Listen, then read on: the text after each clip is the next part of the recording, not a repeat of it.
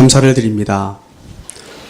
한 주간 저희들의 삶 가운데 성가 교회와 교우들 가정과 자녀들과 산업들 위해 함께하여 주시고 동행하여 주신 우리 하나님께 감사를 드립니다. 이 은혜를 사모하며 감사한 마음으로 주님 앞에 나왔습니다.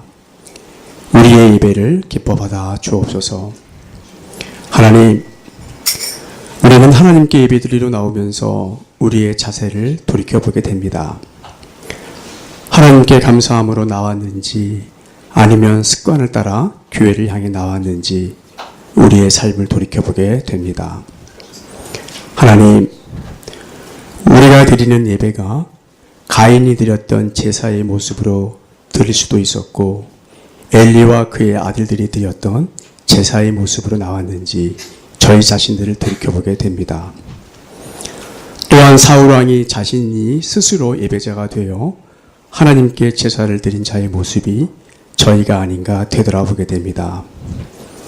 하나님, 하나님께 드리는 예배가 취미생활이나 여가생활이 아니기를 기도를 드립니다.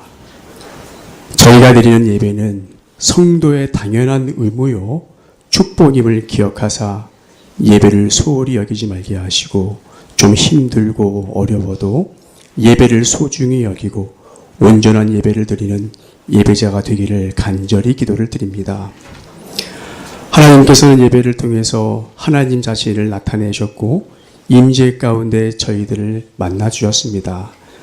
또한 하나님의 계시를 성경을 통해 드러내셨고 성도가 하나님께 어떻게 나아가고 살아가야 되는지를 예배를 통해서 나타내 보이셨습니다. 하나님, 이 신실하신 하나님을 예배 가운데 만나게 하시고 이 예배의 소중함을 우리 자녀들과 오고 가는 모든 세대들에게 가르쳐 알게 하옵소서. 이것이 우리의 증거가 되게 하시고 이것이 진정한 살길임을 예배를 통해서 드러나게 하옵소서. 하나님, 수천 년 전에 계시된 복음이 드러났지만 예배를 소홀히 하였고 또한 자신들의 기분에 맞추어 드렸던 수많은 사람들은 진짜 복음이 자신들 앞에 드러나고 보였을 때 철저히 배척하고 끝내는 십자가의 죽음으로 자신들의 의를 드러내어 영원한 형벌을 받았던 것을 성경을 통해 저희는 알고 있습니다. 하나님, 우리는 그들이 밟았던 전철을 밟지 않게 하시고 매주마다 드려지는 공예배를 소중하게 여기고 하나님께서 베푸시는 천국 복음에 우리의 마음과 영혼과 정성을 기울여 신령과 진정으로 드려지는 예배가 되기를 간절히 기도를 드립니다. 하나님, 예배를 드리고 싶어도 드리지 못하는 우리 연약한 자녀들과 형제들과 또 우리 부모님들이 계십니다. 이들의 아픔을 지켜보는 부모님들의 마음을 위로하여 주옵소서. 또한 우리 부모님들과 함께 예배를 드리고 싶지만 육신이 연약하고 믿음이 없어 예배를 드리지 못하는 우리 성도님들의 마음을 이 시간 위로하여 주옵소서. 하나님, 일상적인 삶 가운데 드려지는 우리 가정 예배, 또 주일학교 예배, 모임들을 통해서 드려지는 예배를 소홀히 하여 하나님을 실망시켜드리지 않게 하시고 이 모든 예배 가운데 임하시는 하나님의 임재하심을 두렵고 떨리는 마음과 감사함으로 드려지는 예배자가 되기를 간절히 기도를 드립니다. 하나님, 오늘 예배의 순서 가운데 우리의 삶의 전부를 감사함으로 하나님께 예물을 드렸습니다. 예배 가운데 드려지는 예물을 기뻐 받아 주십시오. 이 예물이 쓰여지는 모든 곳마다 우리의 의가 드러나지 않게 하시고 하나님의 영광만이 온전하게 드러나는 귀한 예물이 되기를 간절히 기도를 드립니다. 예배 가운데 드려지는 우리 성가대의 찬양을 기뻐 받아 주십시오. 하나님께서 흠양하시는 아름다운 찬양이 되기를 기도드립니다. 이 찬양만큼 우리 성가대원들의 삶 속에서 하나님께 찬양드리는 삶으로 온전히 드러나는 성가대가 되기를 간절히 기도를 드립니다. 하나님의 말씀을 대언하신 우리 목사님을 주님께서 힘있게 붙들어 주옵소서. 하나님께서 우리 목사님을 통해서 선포하시는 말씀 가운데 성령의 역사가 온전하게 드러나는 귀한 예배가 되기를 간절히 기도를 드립니다. 예배를 통해서 우리 상한 심령이 위로받게 하시고 연약한 자들이 강건하게 세움받게 하시며 육체적으로 힘든 성도님들과 부모님들이 회복되는 놀라운 성령의 역사가 이 예배 가운데 드러나게 하옵소서. 우리 진로와 학업 때문에 고통받는 우리 주의 자녀들이 이 예배를 통해서 회복되는 놀라운 역사가 이 시간 우리 자녀들에게 체험되게 하옵소서. 예배 가운데 임하시는 우리 임마누엘 하나님을 바라보며 예수님의 이름으로 기도드렸습니다. 아멘.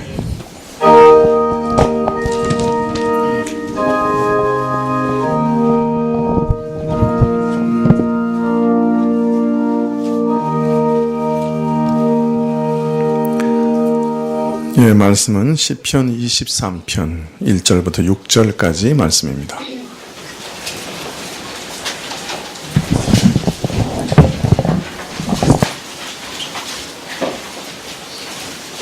예, 시편 23편 1절에서 6절까지 말씀입니다.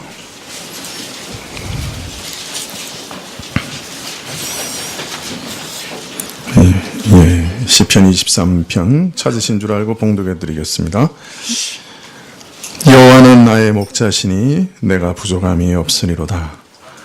그가 나를 푸른 초장에 누이시며 쉴만한 물가로 인도하시는도다. 내 영혼을 소생시키시고 자기 이름을 위하여 의의 길로 인도하시는도다. 내가 사망의 음침한 골짜기로 다닐지라도 해를 두려워하지 않을 것은 주께서 나와 함께 하심이라. 주의 지팡이와 막대기가 나를 안위하시나이다. 주께서 내 원수의 목전에서 내게 상을 베푸시고 기름으로 내 머리에 바르셨으니 내 잔이 넘치나이다. 나의 평생의 선하심과 인자하심이 정녕 나를 따르니 내가 여호와의 집에 영원히 거하리로다. 아멘.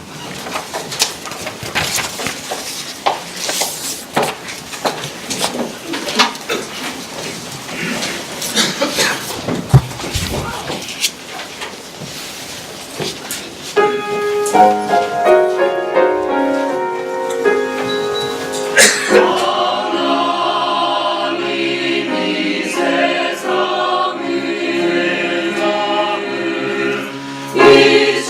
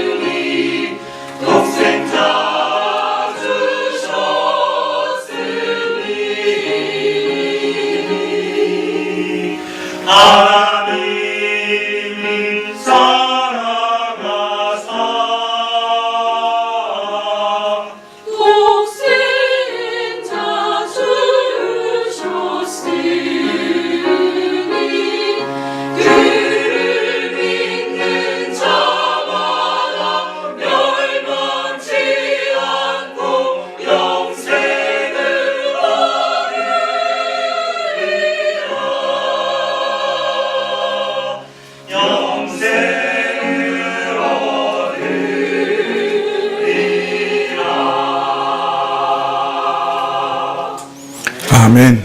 예, 감사합니다. 예, 지난 시간에 이제 시편 23편 1절을 좀 살펴봤습니다. 마음에 시편 23편을 계속 강의할 것인가 말 것인가 좀 고민이 많았습니다. 왜냐하면 이 시편 23편은 너무 아름답고 너무 평화롭고 또 사실은 너무 영광스러운 그런 시편이기 때문에 오히려 이렇게 이것을 풀어 설명하는 것으로 인해서 시편의 그 아름다움을 오히려 감소시키는 것이 아닐까 그런 두려움이 있었기 때문입니다. 오랫동안 시편 23편을 한번 강의해보고 싶은 소망은 있었지만 그래서 엄두를 내지 못하고 있었습니다. 그런데 지난 시간에 시편 23편 1절을 한번 강의한 이후에 한번 용기를 내서 이 시편 23편 한번 강의해 보려고 생각을 했습니다. 모르겠습니다. 중간에 영감이 떨어지면 중지할 수도 있습니다. 여러분, 신앙생활에 있어서 가장 중요한 것이 무엇일까요? 아마도 신앙생활에 있어서 가장 중요한 것은 우리가 믿는 하나님이 누구신가 하는 것을 바로 아는 것일 겁니다. 또 내가 믿는 하나님을 확실히 의지하고 가는 것일 겁니다. 여러분은 오늘 예배드리러 나오셨고 또 하나님의 말씀을 듣고 계시는데 이 하나님이 누구신지를 분명히 알고 또 믿고 계시는지요? 내가 믿고 순종하는 이 하나님은 내게 어떤 분이시다 이렇게 말하실 수가 있는지요? 하나님이 누구신지를 알고 그분을 고백할 수 있는 것은 참으로 복된 것이죠. 이 성경에 보면 특히 신약 성경에 보면 아주 불행한 사람이 하나 나오죠. 신약 성경에서 대표적으로 불행한 사람 치면 누구라 할 수 있겠어요? 가룟 유다라고 할 수 있겠죠. 예, 이 가룟 유다는 3년이나 예수님을 따라다녔습니다. 예수님께서 설교하시는 것을 들었습니다. 예수님이 행하시는 기적을 자기 눈으로 직접 목격했습니다. 예수님과 침식을 같이 했어요. 예, 그런데 그는 정작 예수님이 누구신지를 몰랐습니다. 그래서 예수님을 대제사장에게 팔아먹는 악한 제자가 되었죠. 어떻게 이런 일들이 일어날 수 있을까요? 그러나 어떤 면에서 이런 일이 일어나는 것이 이상하지 않습니다. 대단히 죄송스러운 말씀이지만 지금도 평생 같이 살아가면서 자신의 아버지와 어머니의 마음을 모르고 살아가는 자녀들이 꽤 있는 것 같아요. 평생 살면서도 자신의 아버지와 어머니가 자신을 얼마나 깊이 사랑하고 있는지, 자신을 위해 얼마나 힘쓰고 애쓰고 기도하고 있는지 그 부모의 마음을 모르는 자식들이 있는 것 같아요. 우리 교회도 보면 아버지와 어머니가 입술이 부르트고 좀 입천장이 다 헐 정도로 자식을 위해 애쓰고 좀 마음의 고생을 다 하는데 자식들은 잘 모르는 것 같아요. 그저 자기 마음대로 아버지 어머니가 뭔가를 해주지 않는다고. 참 아버지 어머니가 간혹 좀 험한 말을 자기에게 한다고. 어머니가 나를 미워한다. 이런 생각 가진 사람도 혹 있는지도 모르겠어요. 그래서 아버지 엄마를 욕을 하고 원망을 하고 악하게 대하는 것, 그런 것을 간혹 봅니다. 심지어는 친구들과 카카오톡 하면서 부모를 참 빈정거리는 그런 얘기를 확 서로 주고받는 것을 목사님은 압니다.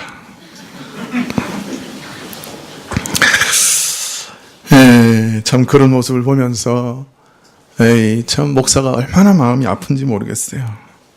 어떻게 저렇게 부모의 마음을 모를 수 있을까?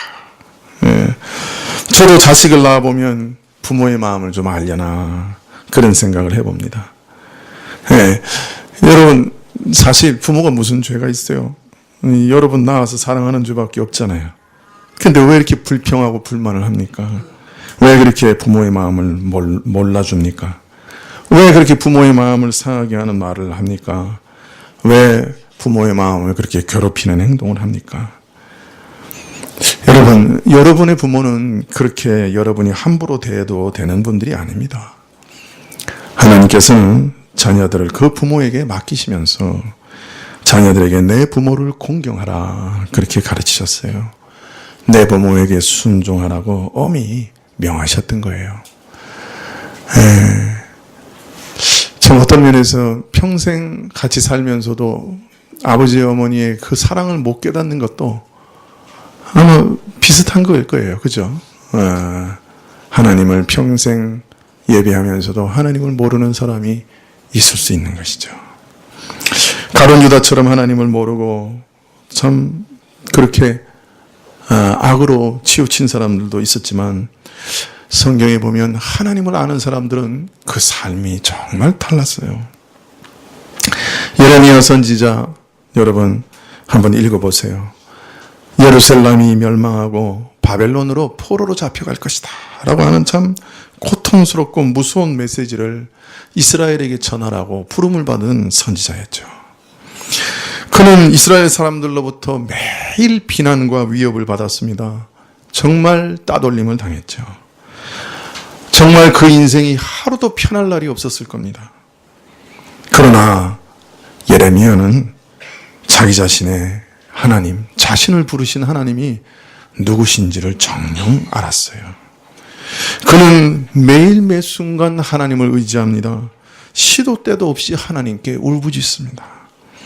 그래서 그는 모든 사람의 위협 가운데 너 입 다물어라 라고 위협하는 그 무서운 고난 가운데서 끝까지 하나님의 말씀을 전하는 선지자로 살아남습니다. 루터가 종교개혁을 일으켰을 때도 그 분위기는 비슷했어요. 예레미야 선지자하고 너무 닮았어요. 당시 유럽에는 사실 천주교밖에 없었죠. 모든 교회가 로마 교황을 그 교회 수장으로 삼고 살았죠. 루터는 그런 교회 안에서 종교개혁을 일으켰던 것이죠.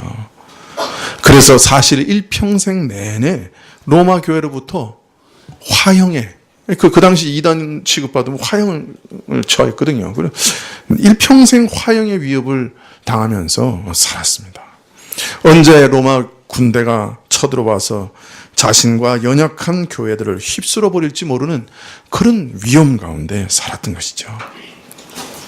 그러나 종교개혁자 루터는 하나님을 믿었습니다.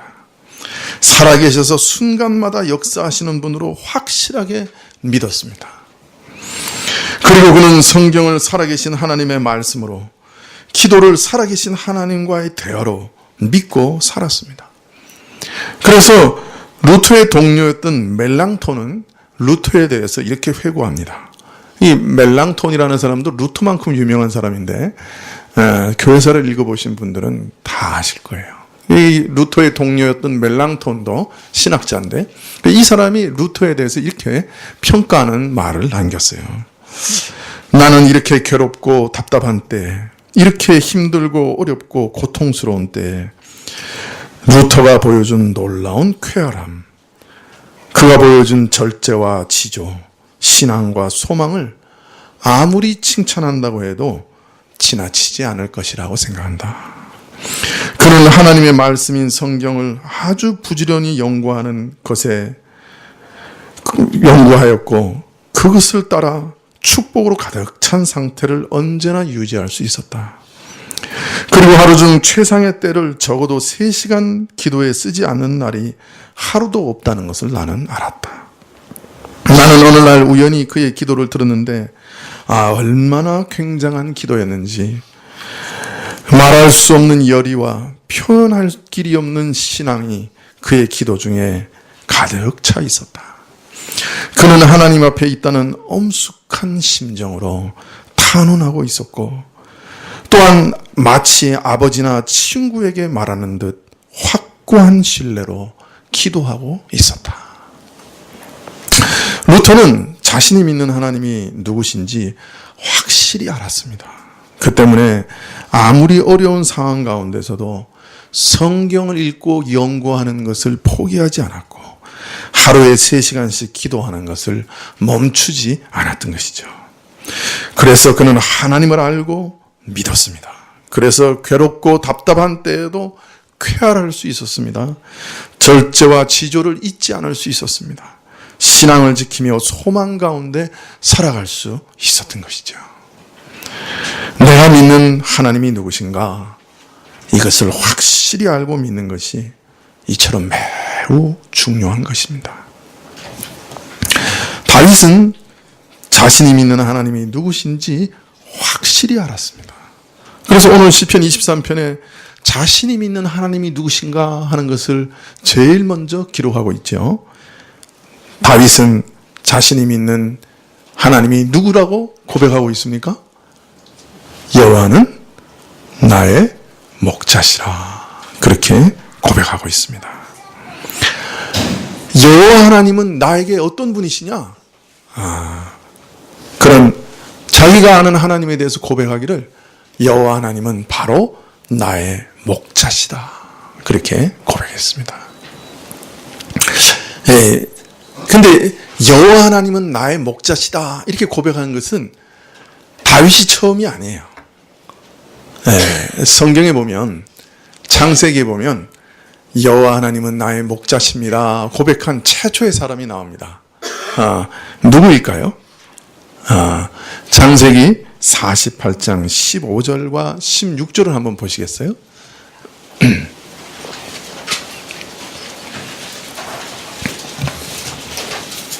창세기가 어디 있는지 아시죠? 성경의 제일 첫 번째 책이죠. 창세기 몇 장이요? 48장 15절입니다. 우리 한번 같이 읽어볼까요? 창세기 48장 15절 16절을 같이 한번 읽어봅시다. 시작. 그가 요셉을 위하여 축복하여 가로되 내 조부 아브라함과 아버지 이삭에 섬기던 하나님, 나의 남으로부터 지금까지 나를 기르신 하나님, 나를 모든 환난에서 건지신 사자께서 이 아이에게 복을 주시오며 이들로 내 이름과 내 조부 아브라함과 아버지 이삭의 이름으로 칭하게 하옵시며 이들로 세상에서 번식되게 하시기를 원하나이다. 이 말씀은 야곱이 바로 죽기 전에 요셉의 두 아들을 불러 축복하면서 하신 말씀인데요.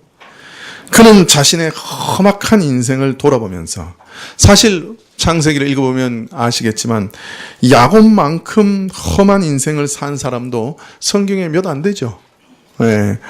바로 그런 험한 인생을 산 자기 자신을 돌아보면서, 인생을 돌아보면서 그가 만난, 그가 알았던 자신의 하나님에 대해서 이렇게 고백합니다.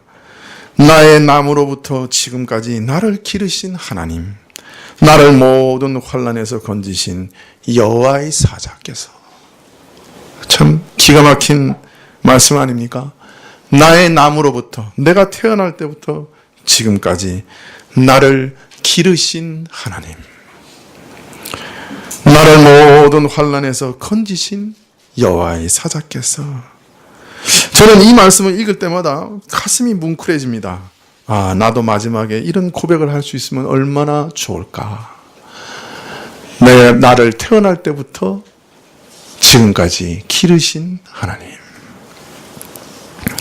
야곱은 참으로 험악한 세월을 살아오는 동안 그런 가운데서도 끊임없이 자기에게 은혜를 베푸신 하나님을 기억하면서 내가 남으로부터 지금까지 나를 기르신 하나님이라고 하는 감동적인 신앙 고백을 지금 하고 있습니다.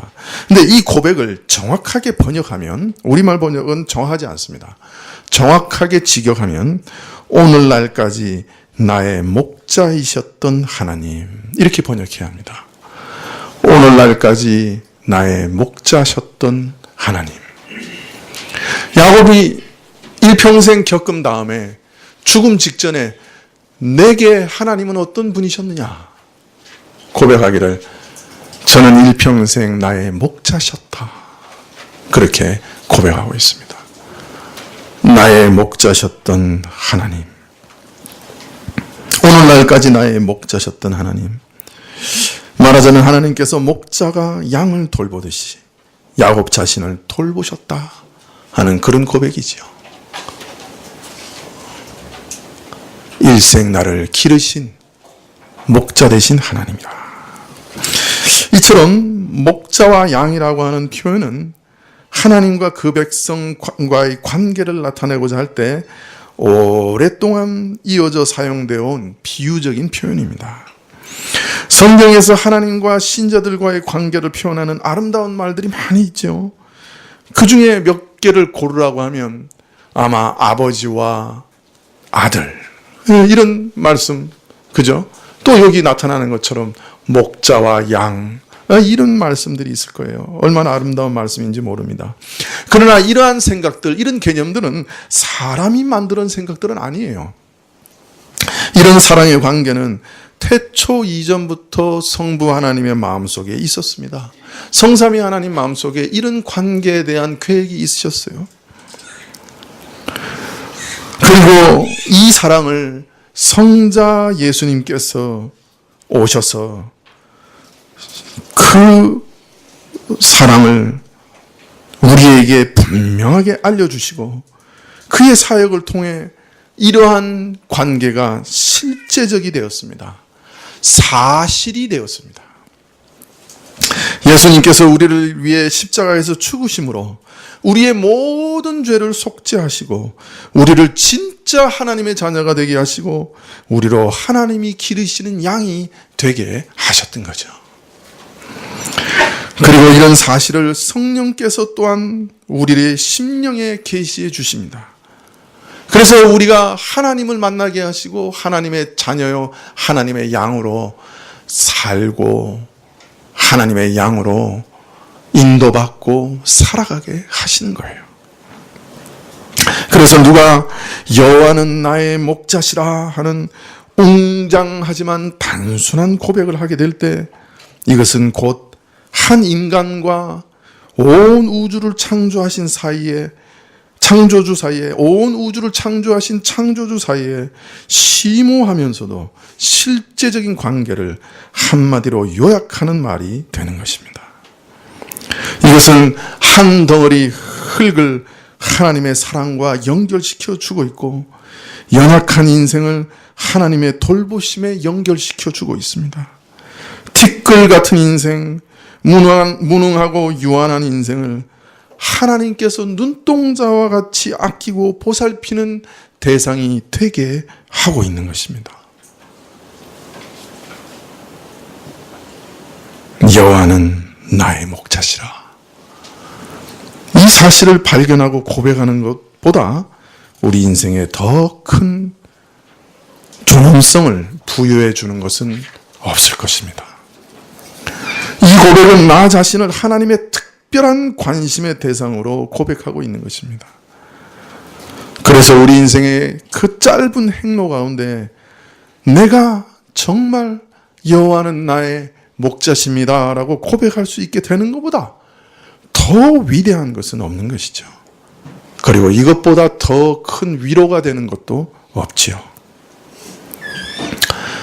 다윗은 자신이 믿는 하나님이 누구신지를 이렇게 알았습니다. 이렇게 분명히 알고 고백했습니다. 여호와는 나의 목자시라. 그래서 내게는 부족함이 없다. 여러분도 하나님에 대해서 이렇게 고백하실 수 있는지요? 여호와는 나의 목자시다.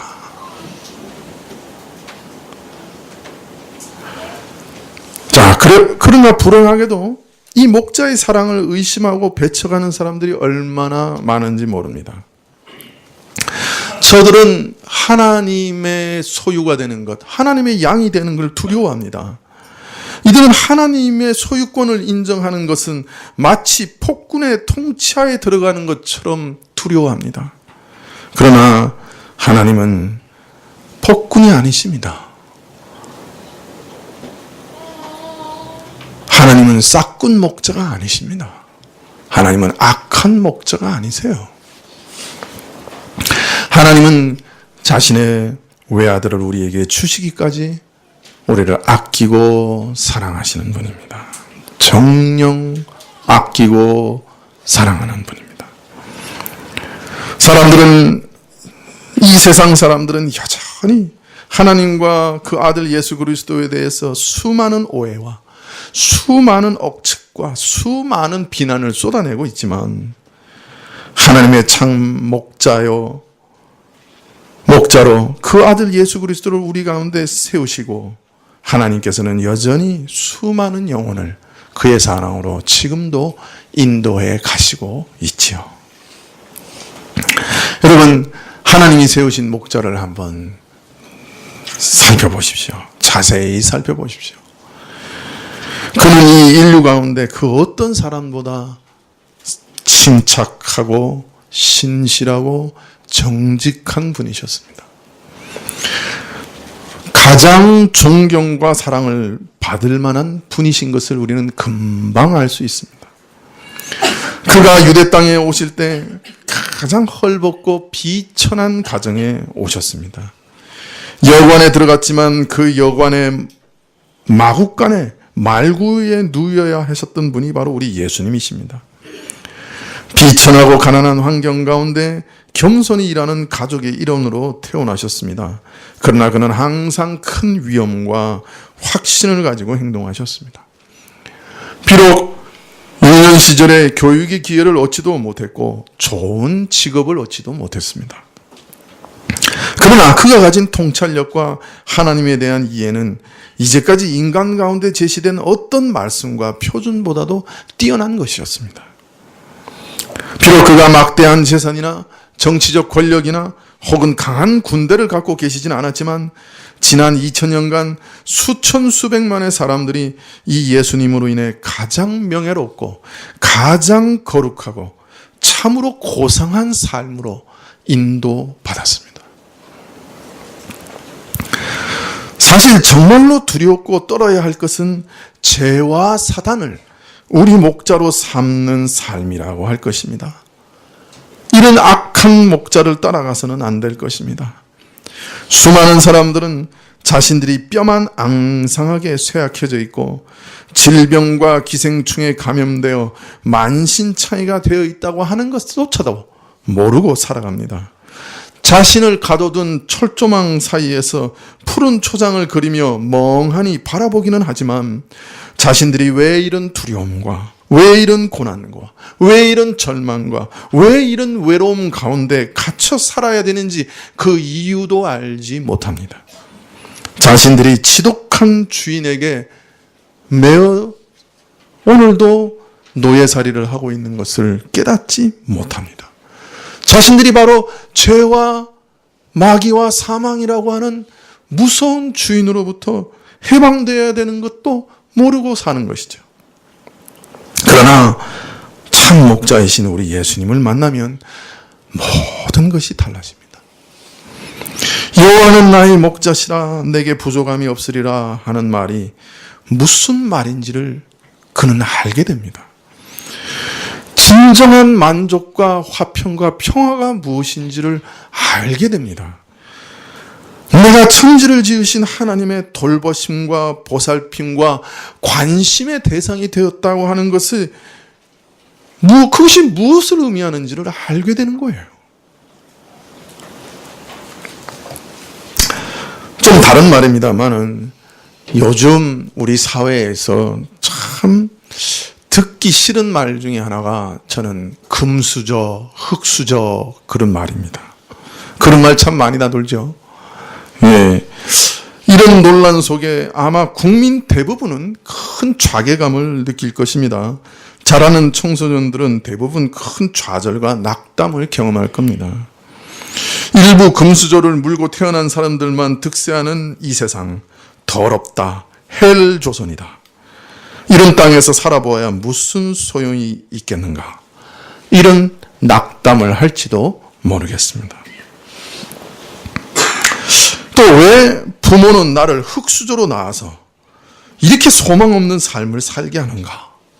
부모를 원망하기도 하고 자신들의 가난을 한탄하며 부끄러워하며 금수저를 부러워하며 미워하며 시기하기도 할지도 모르겠습니다. 혹시 우리 가운데도 이런 생각을 하고 자신의 신세를 한탄하는 사람이 혹 있는지 모르겠습니다. 그러나 우리 목자 되신 예수님을 좀 바라보시기 바랍니다. 우리 예수님은 정말 흙수저 중에 흙수저로 태어나신 분입니다. 그렇지 않습니까? 그러나 그는 가장 위대한 생각을 우리에게 주셨고 수많은 사람들을 소망으로 인도하신 분이셨어요. 흙수저 여러분, 흙수저 중에 흙수저로 태어나신 우리 주님께는 진정 흙수저에게도 소망을 주시는 분이신 줄 믿습니다. 그분에게 가면 진짜 소망이 있습니다. 믿으십니까?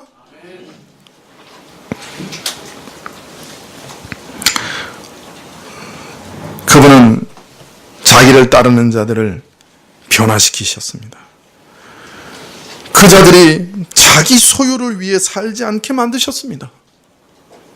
오히려 다른 사람들을 위해 자신의 것을 희생하는 삶을 살게 만들어내셨습니다.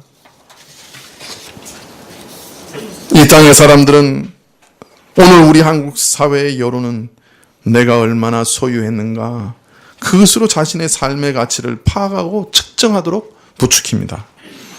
그리고 그것을 가지고 서로 비교하고 시기하고 질시하고 서로를 미워하고 파괴하며 살아가게 만듭니다. 전형적인 마귀의 사상이요, 철학이라고 할 수 있습니다. 그러나 예수님을 목자로 삼고 그를 따랐던 사람들은 참으로 별다른 생각을 하고 이 땅을 살아갑니다. 이 목자를 따르는 사람들의 삶은 이 세상의 무리와 뚜렷하게 구별되어 다른 모습으로 살았습니다. 저들은 저들의 소유에 대한 생각도 전혀 달랐습니다. 내가 무엇을 소유했는가, 이것이 저들에게는 중요하지 않았습니다. 내가 얼마나 이 사회에서 높이 올라갔는가, 얼마나 많은 사람들을 지배하고 있는가, 얼마나 많은 사람들의 존경과 인기를 얻고 있는가, 얼마나 유명한가, 그것이 이들에게는 중요한 일이 아니었습니다. 이들에게는 참으로 중요한 것이 따로 있었습니다. 내가 얼마나 많은 사람들을 섬기고 있는가, 내가 얼마나 많은 사람들에게 진정 유익을 끼치고 있는가, 내가 얼마나 가난한 자들을 도와주고 있는가, 내가 참으로 얼마나 다른 사람들에게 참된 종이 되었는가. 이것이 바로 주를 따르는 사람들이 진정 마음을 들이는, 마음에 힘쓰는 그런 일이었습니다. 오늘 마귀의 사상과 철학에 속아서 흙수저로 태어난 것을 원망하거나 부끄러워하는 분들이 우리 가운데 혹 있습니까? 그래서 차포자기하는 분들이 혹 있습니까? 우리 예수님을 구주로 믿고 우리 예수님을 목자로 믿고 한번 따라가 보시기를 바랍니다. 정녕 그 안에 우리 인생의 소망이 있습니다. 우리 인생이 헛된 것에 낭비되지 않고 더럽고 비천한 것을 쫓아가지 않고 진정으로 영원한 가치를 얻게 되는 놀라운 길이 거기 기다리고 있습니다. 전혀 다른 삶이 기다리고 있을 겁니다. 내가 얼마나 많이 소유했는가, 그것으로 인생의 가치를 따지고 자랑하고 목에 힘을 주는 가치 없고 비천한 삶이 아니라 영원히 가치 있는 삶, 하나님께서 가치 있다고 여겨주시는 삶, 내 이웃을 내 몸처럼 사랑하고 섬기는 진정한 삶이 거기 기다리고 있을 겁니다. 청소년 여러분, 여러분의 삶을 진정 가치 있게 하실 이 예수님께 여러분의 앞날을 맡기시지 않겠습니까? 여러분의 목자로 예수님을 삼고 따라가지 않겠습니까?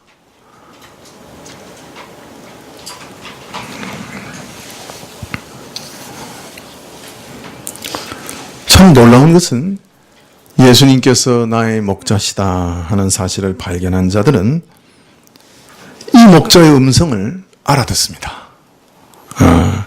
그리고 그가 가시는 대로, 그가 인도하시는 대로 따라가게 됩니다. 성령께서 그 심령에 알려주시는 대로 하나님을, 예수님을 나의 참 목자시라고 믿고 따라가게 되는 것이죠. 자신의 생명과 미래와 삶 전체를 아무 의심이나 추저함 없이 목자에게 다 맡기고 양은 그저 목자가 인도하는 대로 따라가는 것이죠. 목자와 양떼 사이에 이렇게 깊고 친밀한 관계를 가능하게 하는 것이 무엇인지를 예수님께서는 요한복음 10장 3절 이하에 이렇게 말씀합니다. 문지기는 그를 위하여 문을 열고 양은 그의 음성을 듣나니 그가 자기 양의 이름을 각각 불러 인도하여 내느니라. 자기 양을 다 내어놓은 후에 앞서가면 양들이 그의 음성을 아는 고로 따라오되 타인의 음성을 알지 못하는 고로 타인을 따르지 아니하고 도리어 도망하느니라. 신자와 예수님 사이에는 그 참 이상한 신비한 영적인 감각이 있습니다. 목자는 자기 양을 한 사람 한 사람 그 이름을 불러내며 양은 그 참 목자의 음성을 안다고 말씀하셨는데 거기 어떻게 알아? 그 음성을 알 수 있는가? 그 직감이 있어요. 직감적으로 아는 거예요. 아, 이것은 나의 사랑하는 목자의 음성이구나. 그거 아는 거죠. 참 목자가 아닌 거짓 목자의 음성을 들으면 아니 이건 내가 익숙한 목자의 음성이 아니다. 내가 알지 못하는 낯선 음성이네. 그래서 오히려 피하여 도망가 버리죠. 예수님을 자신의 구주로 믿고 예수님을 따라가는 신자들에게는 이런 신비한 영적 직감이 있습니다. 예수님을 알기 전에는 예수님은 나에게 낯선 존재였습니다. 믿기 전과 믿기 후의 상태는 확연히 다릅니다. 그 전에는 예수님에 대해서 이런 얘기도 들었고 저런 얘기도 들었고 배우기도 했고 나도 그분에 대해서 토론도 하고 이런 얘기도 하고 저런 얘기도 할 수 있었지만 그러나 내 심령에 예수님은 여전히 낯설고 내 영혼이 감각하지 못하는 내게서 멀리 떨어진 분에 불과하였던 것이죠. 그러나 예수님께 내 영혼을 맡기고 내 모든 죄의 짐을 그분께 맡기고 예수님 그분을 믿게 되면 그 은혜를 내가 알게 되면 예수님에 대한 존재가 이전과는 전혀 새로운 분으로 내게 다가옵니다. 그때부터는 내 심령이 그분을 알게 되는 거예요. 그래서 친밀하게 그분께 나아가서 내 사랑과 내 감사를 아뢰기도 하고 그분 앞에서 내 모든 것을 토할 수도 있고 나의 마음도 그분에게 아뢰 수가 있습니다. 이론적으로 설명하지는 못하지만 누구에게나 사람들에게 나는 예수님을 압니다. 나는 그를 압니다. 라고 고백하게 됩니다. 나는 그분을 모릅니다. 라고 부인하려고 해도 부인할 수가 없습니다. 어떻게 부인할 수 있겠어요? 나를 위해 죽으신 그분, 내가 오늘도 내 사랑을 고백하고 있는 그분, 친밀하게 그분과 영적으로 교통하고 있는 그분을 내가 어떻게 부인할 수 있어요? 내가 그분을 떠나서는 살 수가 없는데 내가 그분을 떠나서는 한순간도 호흡할 수 없는데 내가 어떻게 그분을 모른다고 부인할 수 있겠어요? 눈앞에 살아있는 그 어떤 사람보다 더 확실하고 더 가깝게 그분은 나와 함께 계시는데 그분이 내 안에 있고 내가 그분 안에 있는데 그분과 날마다 동행하며 내 모든 마음을 그분에게 토하고 있는데 그분이 내게서 떠나면 내 영혼이 죽는 것을 아는데 어떻게 그분을 부인할 수 있겠어요? 이런 사실을 발견한 사람들은 여호와는 예수님은 나의 목자십니다. 고백하게 되죠.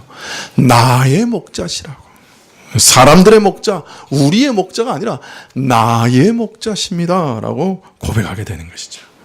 그리고 그를 따라가게 되는 것이에요. 목자가 나를 어디로 인도하시든지 간에 그를 따라가게 되는 것입니다.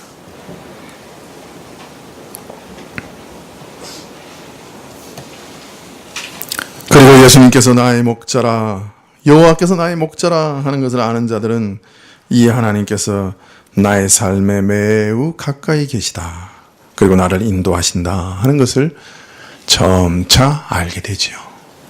지난 시간에 말씀대로 순경이나 역경이나 항상 나를 지키시고 돌보시고 인도하시는 나의 목자시다 하는 것을 알게 되는 것이죠. 지난 시간에 고속도로에서 자동차가 펑크난 얘기를 말씀드렸는데, 오늘도 고속도로에서 사고 난 얘기로 말씀을 마치려고 합니다. 아버지와 아들이 얘기를 하고 있었습니다. 아들이 얘기를 했습니다. 아버지, 나는 고속도로에서 6번이나 큰 사고가 났지만 손가락 하나 다친 적이 없어. 놀랍죠? 하나님 섭리 가운데 얼마나 나를 놀랍게 보호해 주셨는지 몰라요. 얼마나 감사해요. 그랬더니 아버지가 이렇게 말하였습니다. 나는 일평생 운전했지만 가벼운 접촉사고를 제외하고 한 번도 사고가 나지 않았다. 어느 것이 더 큰 은혜냐? 어느 것이 더 큰 은총이냐? 아들이 입 다물었대요. 사실 우리가 위경을 당할 때 하나님께서 크게 도우십니다. 그리고 그 도우심과 인도하심을 그때 정말 실감하게 되죠. 찬양하게 되죠.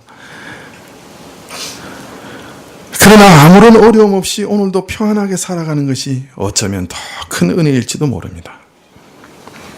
그러므로 우리는 평범한 일상생활 속에서 하나님의 도우심과 인도하심을 더 깊이 깨닫고 찬양할 수 있어야 될 것입니다. 물론 위기와 환난 가운데 하나님의 능력과 지혜가 더 뚜렷하게 드러나는 것도 사실입니다. 어떤 면에서는 그것이 기회이기도 하죠. 이전에는 위기와 환난과 근심과 두려움이 다가오면 정말 마음이 녹았습니다. 목사인 저도 신자들의 어려움을 들을 때마다 마음이 녹고 근심이 되고 또 그것 때문에 밤새 기도하기도 했습니다. 근데 요새는 약간 좀 달라졌어요. 마음이 약간 좀 달라졌어요. 요새는 이렇게 기도합니다. 하나님, 드디어 기회가 왔습니다. 하나님의 능력과 지혜를 보이실 기회가 왔습니다. 하나님, 이제 이 성도에게 하나님의 능력과 지혜를 보이십시오. 하나님, 이 기회를 놓치지 마십시오. 이렇게 기도하게 됐습니다. 조금 달라졌어요.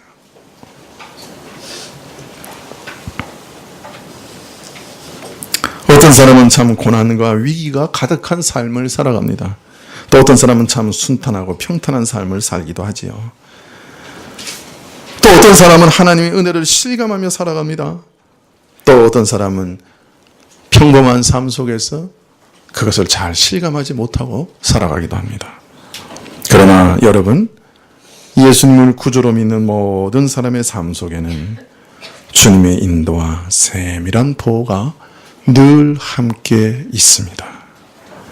여호와는 나의 순경에서나 역경에서나 항상 나를 지키시고 돌보시고 인도하시는 나의 목자이십니다.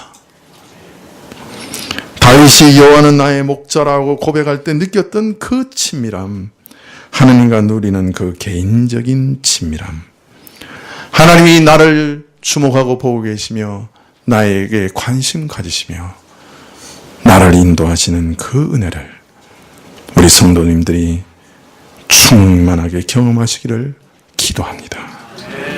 이 친밀함이 우리 일상의 삶 속에서 순간순간의 모든 작은 사건들 속에서 맛보아지기를 기도합니다. 기도하시겠습니다.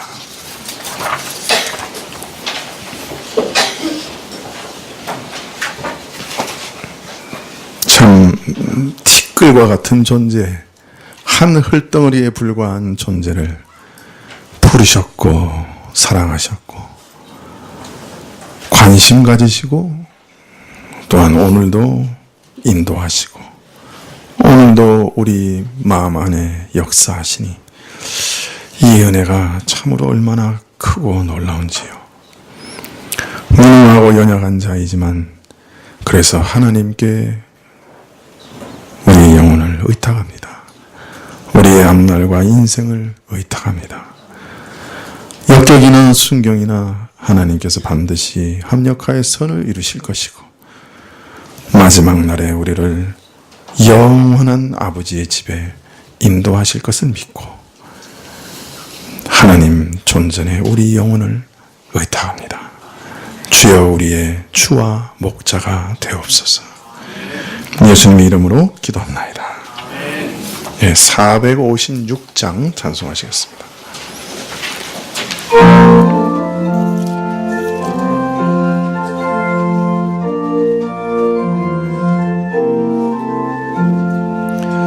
주와 같이 길 가는 것 즐거운 일 아닌가.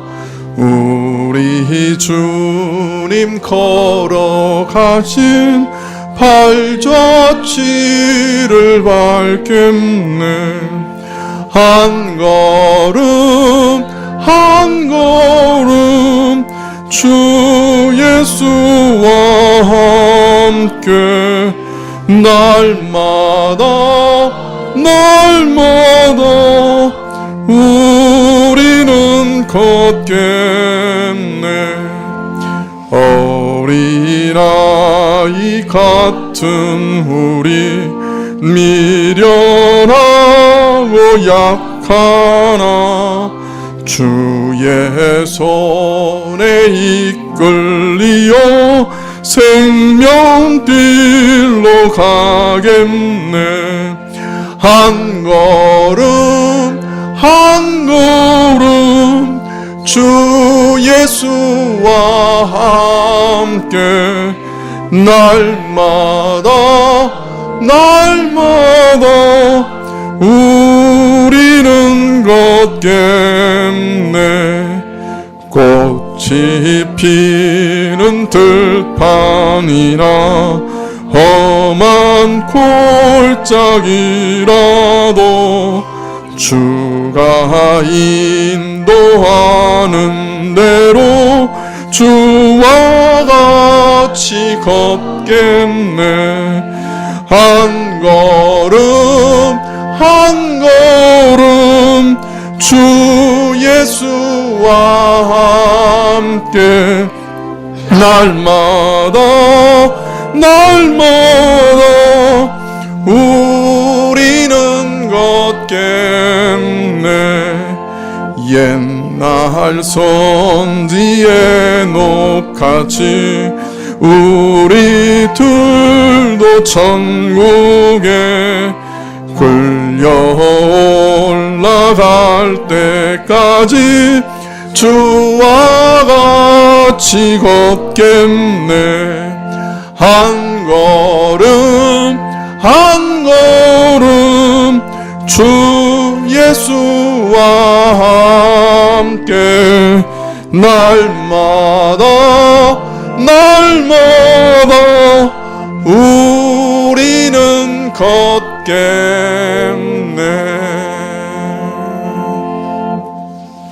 어떻게 한 번 더 찬양할까요? 예? 한 번 더 찬양할까요? 예, 시간이 조금 지체됐지만 한 번 더 찬양합시다. 456장.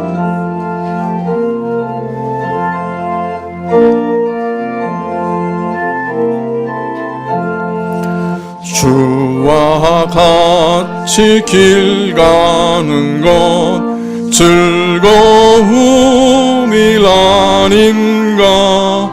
우리 주님 걸어가신 발자취를 밟겠네. 한 걸음 한 걸음 주 예수와 함께 날마다 우리는 걷겠네. 어린아이 같은 우리 미련하고 약하나 우의 손에 이끌리어 생명길로 가겠네. 한 걸음 한 걸음 주 예수와 함께 날마다 우리는 걷겠네. 꽃이 피는 들판이나 험한 골짜기라도 주가 인도하는 대로 주와 같이 가겠네. 한 걸음 한 걸음 주 예수와 함께 날마다 우리는 걷겠네. 옛날 선지 에녹같이 우리 둘도 천국에 들려 올라갈 때까지 주와 같이 걷겠네. 한 걸음 한 걸음 주 예수와 함께 날마다 우리는 걷겠네. 기도하시겠습니다. 지금은 우리 주 예수 그리스도의 은혜와 하나님 아버지의 그 크신 사랑과 이 은혜와 사랑을 깨닫게 하시고 누리게 하시는 성령님의 교통하시고 역사하심이 한 걸음 한 걸음 주 예수와 함께 걸어가기로 결심하며 머리 숙인 주의 백성들 위해 지금부터 영원까지 함께 계실지어다. 아멘.